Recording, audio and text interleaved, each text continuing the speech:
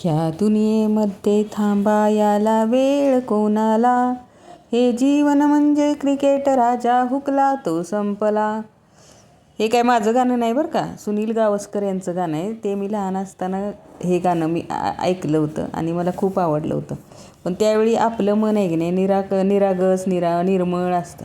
जीवन हा शब्द किती सोपा आहे, पण तो जगत असतानाच कळतो. इथं आल्यावर काय होतं, माझ्या जुन्या नव्या आठवणी 35 वर्षापूर्वीपासूनच्या माझ्या जाग्या होतात. पण त्याच सुखदुःखाच्या असतात कधी. पण म्हणतात ना, जुनं आठवत बसलं ना की नव्याचा आनंद लुटता येत नाही. मग अगदी मुठीत धरलेल्या वाळूसारखा. आता हेच आहे ते, म्हणजे आत्ता आहे ते सुख हातात मुठीत घेतलं तर जशी वाळू विरून जाते तसंच. त्यामुळे दरवेळी जे आहे ते स्वीकारत नव्या वाटा शोधत गेले.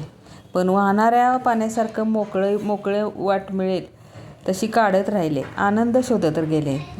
जसं सूर्य रोज नव्याने उगवतोच, त्याने मला शिकवलं, रोज नव्या उमेदीने उठ, काल विसरून जा आणि उद्याची नवी आशा पाहत राहा. आणि हे करत असताना ना, खरी साथ असते ती आपलीच स्वतःचीच.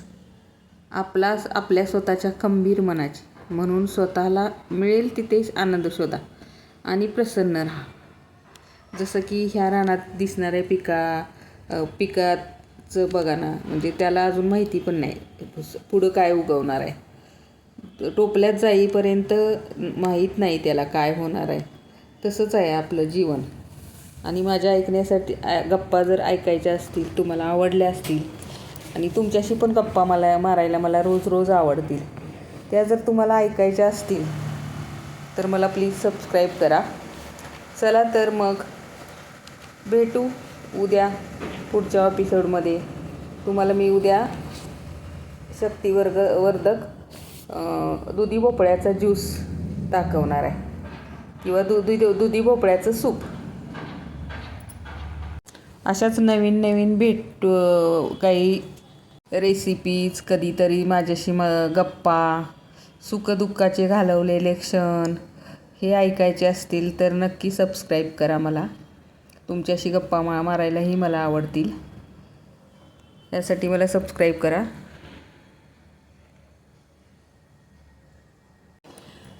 ह्या मारलेल्या गप्पा मी माझ्या गावाकडच्या शेतात होत्या. तिथून मी तुमच्याशी गप्पा मारू शकत नव्हते, ह्यासाठी निवांत वेळ काढला. आणि निसर्ग, हिरवेगार रान, वाहणारं पाणी, ह्याच्यात आपल्याला किती रमायला आवडतं ना. गावाला गेल्यावर आपलं अगदी इथून तिथून आपल्याला कशाचीच पर्वा नसते.